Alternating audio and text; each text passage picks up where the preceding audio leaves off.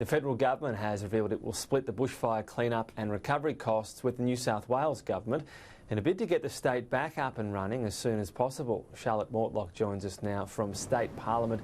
Charlotte, a state inquiry into the bushfire crisis has also been announced.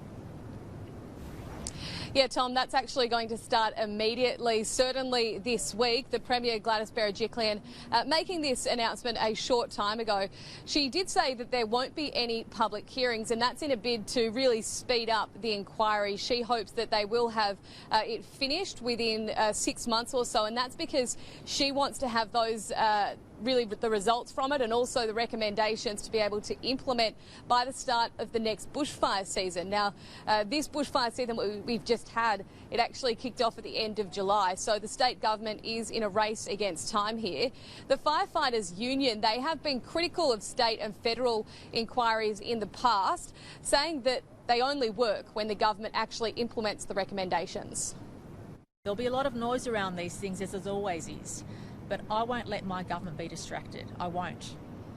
Because the noise is noise. But when it's a question of life and death, my government will remain focused on the task that's ahead of us, and that is rebuilding lives and communities. And that is our absolute focus.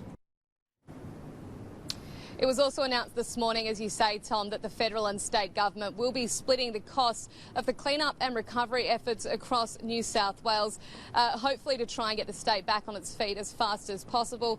But they are saying that this is going to be an ongoing problem because the bushfire season, it's not over yet, so they really don't know the cost of how much it is going to take to really clean up the state. But certainly where possible, the government said they will use local businesses and contractors to try and keep those small economies alive. This is a major breakthrough because it will be in the hundreds of millions of dollars.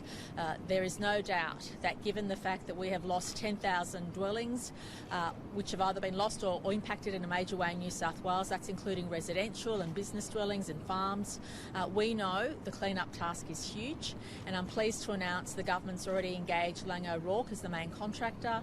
Part of their contract involves them ensuring that local contractors are engaged. The federal government has said that the contribution it makes to the clean-up and recovery here in New South Wales will come out of the $2 billion bushfire recovery fund. That is part of the $2 billion recovery fund. This contribution is a vital one.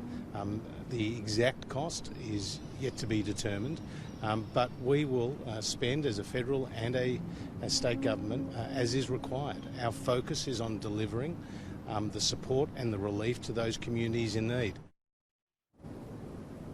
The goal by both the state and federal government is to have this clean-up finished by the end of June, or at least the bulk of it done, so that people have been affected by the bushfires can really start getting on with their lives and moving forward.